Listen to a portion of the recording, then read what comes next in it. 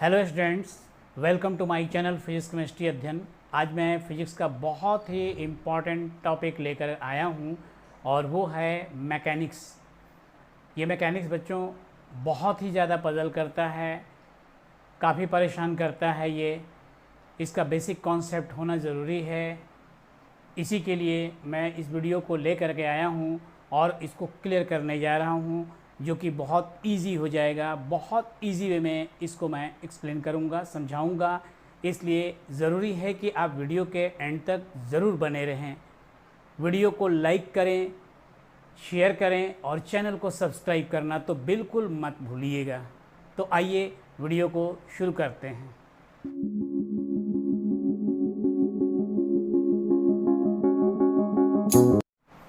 तो देखिए बच्चों,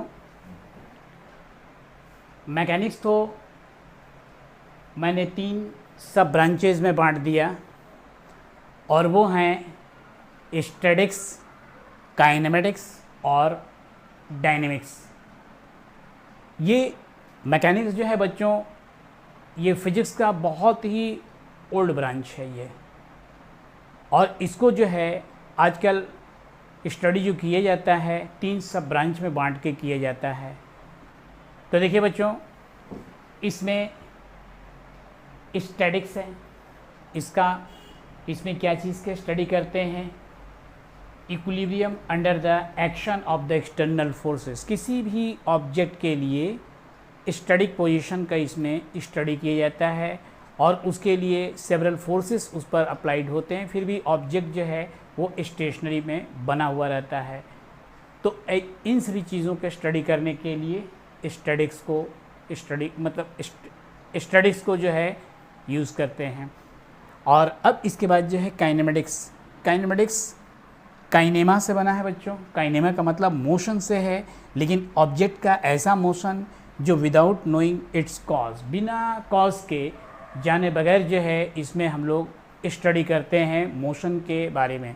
अब इसको क्या किए हैं कि अकॉर्डिंग टू डायमेंशन जो है 1 डायमेंशन, 2 डायमेंशन और 3 डायमेंशन, इसको फिर से 2 पार्ट में कैटेगराइज किया गया है। और ये है motion in a straight line और motion in a plane. Motion in a straight line बच्चों, ये जो है 1 डायमेंशनल होता है, एक ही डायरेक्शन में होगा, या तो अलोंग द एक्स एक्सिस होगा, या तो अलोंग द वाई एक्सिस होगा, या फिर अलोंग द जेड एक्सिस होगा, एक ही एक्सिस पर होगा। अगर ये 2 और 3 डायमेंशन में होता है बच्चों, तो ऐसे कंडीशन में ये जो है स्टडी किया जाता है, इसमें जो है वो है मोशन इन ए प्लेन में। मोशन इन ए प्लेन में 2 पार्ट आते हैं इसमें, और ये क्या है, इसमें जो है प्रोजेक्टाइल मोशन है और सर्कुलर मोशन है। और डायनेमिक्स जो है बच्चों, इसमें डायनेमिक्स या पावर्स, इसका मीनिंग आ रहा है, इसका मतलब ये हुआ है कि on the basis of its cause, यानी इसमें कॉज को जानना पड़ेगा कि वो किसके वजह से जो है ऑब्जेक्ट जो है वो मोशन में है। अब इसमें जो है लॉज ऑफ मोशन को स्टडी करते हैं, लेकिन ये क्या है, इसमें भी वही चीज़ है, विदाउट कॉज के आप इसमें स्टडी नहीं कर सकते हैं। फोर्स का नेचर जानना पड़ेगा। विदाउट फोर्स को जाने बगैर जो है आप इसमें जो है मोशन का स्टडी नहीं कर सकते हैं। तो एक शॉर्ट वे में जो है मैंने इसको सब ब्रांच में 3 सब ब्रांच में बांटा और तीनों के छोटे छोटे पॉइंट्स में मैंने इसके करैक्टरिस्टिक्स को बताया। तो आइए अब इसके कुछ बेसिक कॉन्सेप्ट्स को देखते हैं। तो आइए बच्चों, रेस्ट और मोशन को क्लियर करते हैं। बहुत पहले से पढ़ते आ रहे हैं रेस्ट और मोशन। मोशन का मतलब हो गया कि जो ऑब्जेक्ट मोशन में हो, चलता हो, विथ रिस्पेक्ट टू टाइम उसका पोजीशन चेंज करता हो, उसको मोशन कहा जाएगा। और जो विथ रिस्पेक्ट टू टाइम जो है ऑब्जेक्ट का पोजीशन चेंज नहीं होता हो, वो रेस्ट कहलाता है। ये तो सभी लोग जानते हैं, लेकिन क्या ये एब्सोल्यूट रेस्ट और एब्सोल्यूट जो है मोशन कहलाएगा? नहीं बच्चों, ये जो है रिलेटिव होता है, ये एब्सोल्यूट नहीं होता है। पूरा यूनिवर्स जो है ऑलरेडी जो है एक जो है मोशन में है, सभी चीज़ें मोशन में हैं। ये एक रिलेटिव मोशन है, एब्सोल्यूट मोशन या रेस्ट नहीं होता है। जैसे सपोज़ कीजिए कि ट्रेन प्लेटफॉर्म की ओर आ रही है, तो प्लेटफॉर्म पर जो खड़े यात्री हैं वो कहेंगे कि ट्रेन हमारे तरफ आ रही है। लेकिन पैसेंजर्स जो हैं उसमें, जो कि ऑलरेडी ट्रेन में हैं, वो कहेंगे कि वो प्लेटफॉर्म की तरफ मेरी गाड़ी जा रही है। प्लेटफॉर्म से उसी तरह से जब ट्रेन छूट जाती है तो फिर हम कहते हैं कि बस अभी अभी तुरंत जो है वो ट्रेन यहाँ से गई है। और यात्री जो कहता है उसके अंदर कि अरे अरे अभी तो तुरंत ये स्टेशन जो है पार किया है, चला गया है।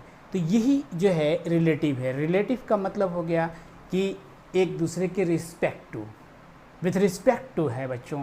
ये जो है एब्सोल्यूट नहीं हो सकता है। अब इसी तरह से रेस्ट के रेफरेंस से बात करते हैं तो रेस्ट में क्या होता है बच्चों कि ऑब्जेक्ट जो है रेस्ट में है तो वो भी एक रिलेटिव में है। जैसे मान लीजिए कि ट्रेन में बहुत से यात्री हैं और एक दूसरे के रिस्पेक्ट वो जो हैं रेस्ट में है, क्योंकि ट्रेन तो एक साथ चल रही है, तो बिल्कुल जो है सभी चीज़ें उसमें सब मोशन में है।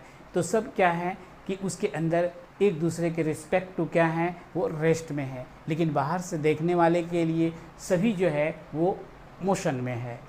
तो ऑलरेडी ये एक रिलेटिव हो गया। बाहर वाला अगर देख रहा है तो मोशन कहेगा, और जो और अंदर में है, जितने बैठे हुए हैं, वो सब कहेंगे कि रेस्ट में है। तो यही रिलेटिव है बच्चों। ये एक जनरल कॉन्सेप्ट है जो कि दिमाग में रखना पड़ेगा, और ये पॉइंट को बिल्कुल याद रखना पड़ेगा कि rest and motion are relative terms हैं, रिलेटिव टर्म्स होते हैं। ये कभी भी एब्सोल्यूट रेस्ट या एब्सोल्यूट मोशन नहीं होते हैं। तो आइए बच्चों पॉइंट ऑब्जेक्ट को भी क्लियर करते हैं क्या होता है। तो देखिए बच्चों, अब मैं डिफाइन करने जा रहा हूँ पॉइंट ऑब्जेक्ट, या फिर कह सकते हैं पॉइंट लाइक ऑब्जेक्ट। जब कोई ऑब्जेक्ट का साइज़ जो है डिस्टेंस के कंपैरेटिवली बहुत ही छोटा हो तो उसको हम पॉइंट ऑब्जेक्ट कहते हैं। और ऐसे भी कोई ऑब्जेक्ट को लिया जाए और उसका डिस्टेंस बढ़ाते जाएं तो उसका साइज़ क्या है बच्चों कि धीरे धीरे छोटा होता जाता है।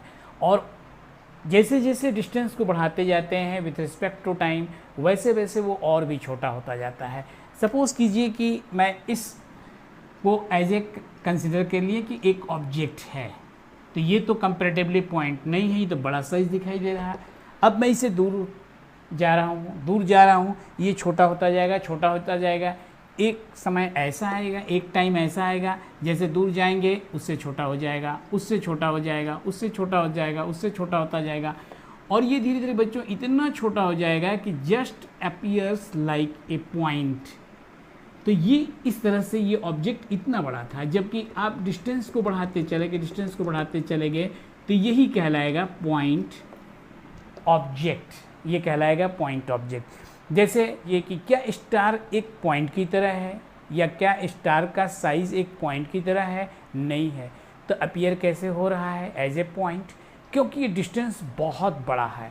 तो किसी ऑब्जेक्ट का जो है वो डिस्टेंस इनलार्ज कर दिया जाए, बहुत बड़ा कर दिया जाए, चाहे कितना भी बड़ा ऑब्जेक्ट हो। अब स्टार के साइज़ का तो अर्थ के सरफेस पर कोई ऑब्जेक्ट हो नहीं सकता है। तो इस तरह से आप देख सकते हैं कि जब वो इतना छोटा दिखाई दे रहा है तो डेफिनेटली अर्थ के सरफेस पर भी किसी ऑब्जेक्ट से अगर अवे होते जाइएगा तो भी ऑब्जेक्ट पॉइंट लाइक अपीयर होने लगता है। यहाँ तक कि ट्रेन का भी, अगर जो है एक ट्रेन पूरी लंबी जबकि होती है और उसका भी ट्रेवल डिस्टेंस को अगर इनलार्ज करके देखा जाए तो अल्टीमेटली वो भी एक पॉइंट ऑब्जेक्ट की तरह अपीयर होता है। तो पॉइंट ऑब्जेक्ट तो आप कंफर्म समझ गए होंगे बच्चों। अब इसके बाद मैं अपकमिंग वीडियो में जो है काइनेमेटिक्स को लेकर आऊँगा, और उसमें जो है काइनेमेटिक्स के जो ब्रांचेस मैंने किया है उसको मैं एक्सप्लेन करूँगा। तो आप लोग बच्चों वीडियो को लाइक कीजिएगा, शेयर कीजिएगा, और चैनल को सब्सक्राइब करना तो बिल्कुल मत भूलिएगा। पढ़ते रहिए और बढ़ते रहिए।